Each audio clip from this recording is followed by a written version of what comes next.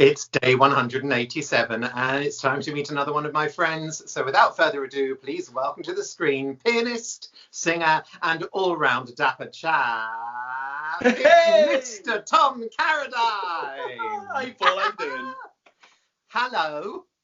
I got to put the hat on, I suppose. Well, it's about time somebody dressed up for these, I tell you. I was getting a bit sick of people not making an effort. Oh, well, you know well, this is me full time, even when it's blazing hot sun outside, collar and tie on and any excuse. But it really is, isn't it? I mean, you don't wear super dry any old moment of the day. I do. I've got a Primark tie. One of my favourite ties is a Primark tie. Don't tell anyone, please. Exclusive. No, I won't. Don't worry, nobody watches these. No one's going to listen to it. It's fine. Listen, Tom Carradine, I've got 3 questions for you. Are you ready for your first? Go on, fire away. Question the first. What is your recollection of our first meeting? Well, I've just been up into my loft to dig out my diaries. And I've managed to pin it down to the exact day. Oh my God. Here it is. You're amazing. 2005. Sunday, the 4th of June, 2006. Right, yeah. And it was at the wonderful, do you remember the Sopranos piano bar in High Street, Kensington?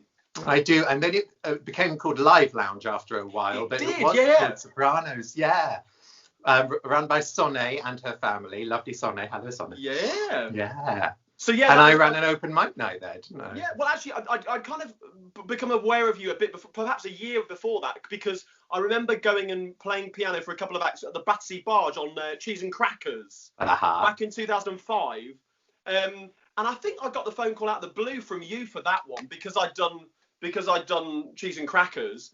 But I remember that was the first time we'd ever met and we'd ever worked together in the wonderful world of open mic. Sight reading stuff that people brought in, and obviously I'd never played for you before, so I had no idea what was going on.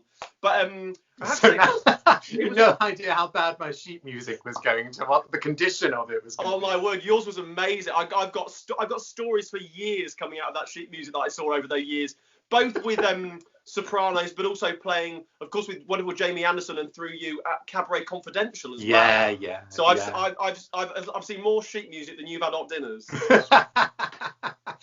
Are you ready for your second question, Tom? Oh, go on. How are you keeping creative at this time? Well, struggling through, really. I suppose because, unlike a lot of people, my time is quite full. I've got an 8-year-old son, so, of course, you know. And, of course, he's got home learning to do. So I'm kind of, my wife's working through, she's a civil servant, so I'm doing kind of helping out with the home learning. So actually, whereas I'd like to be putting my feet up and doing, or being creative, I'm kind of having to balance that with home life. But that aside, I've taught myself how to do a Rubik's Cube. Oh, really? For the first time? That's brilliant. Yeah, I wanted something to kind of come out of this with. But also the major thing is I sharpened my knives the other day. There we go. That's done. I've been repairing my stuff in my wardrobe as well. You see. But the major thing for me is I've been live streaming.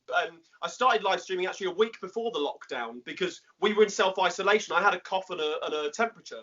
So which I don't think I've had the virus. But of course, I took the government advice and I basically ruled myself out of a week's worth of gigs. I had a full diary, but I had to obviously take the advice. So I did that. So we were in self-isolation the week before the lockdown.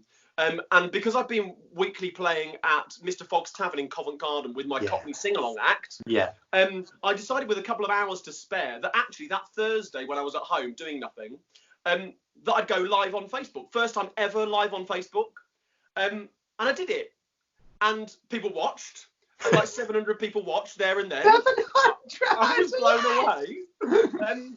And then it's like 30-odd thousand views on after that, and then on YouTube as well. But of course, over the last few weeks, because there's more content online, the views have dropped. But I have to say, it's still a great way to connect with people that might have come and seen me before in a live gig, but live all around the world or all around the UK. It's great to connect with those people again. And the joyous thing about the live streaming, I wasn't quite sure whether a sing-along sung alone would work. But it does, because to see the comments coming in and the hearts coming, and I can chat with people. I can talk about the songs and I can talk about why I love the songs, and people can ask for requests while we're going live. So it's been a real revelation for me, this live streaming. And I think actually, who knows what the new normal will be when we come out of this. Sure. But I think live streaming will still be a part of what I do, because it's allowed me to connect with so many more people than I do every week. That's given me hope, actually, I must say. That's wonderful. Are you ready for your third question? Oh, go on, far away. What are you looking forward to doing that you can't do at the moment?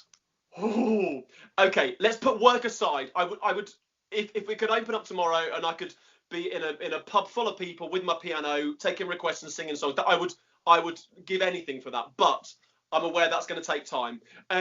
For me, it would be going out for a nice meal with my wife. I've really missed.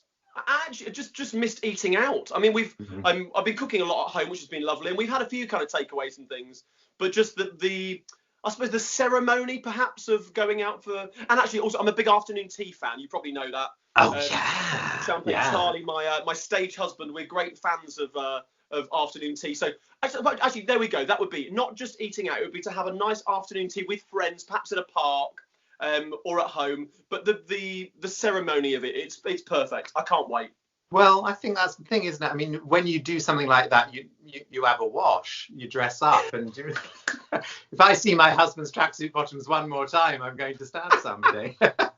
Well, you think I've got trousers on here? I'm not going to show. Listen, we're running out of time. Thank you so much for this lovely chat, Tom. It's nice to see you. Great to see you too, Paul. So, guys, don't forget to press that subscribe button if you'd like to see more like this. Tom won't be here tomorrow, but I will see you tomorrow. If we're saved! Goodbye, Tom Carradine. Bye, Thank you, darling. Lovely to see you.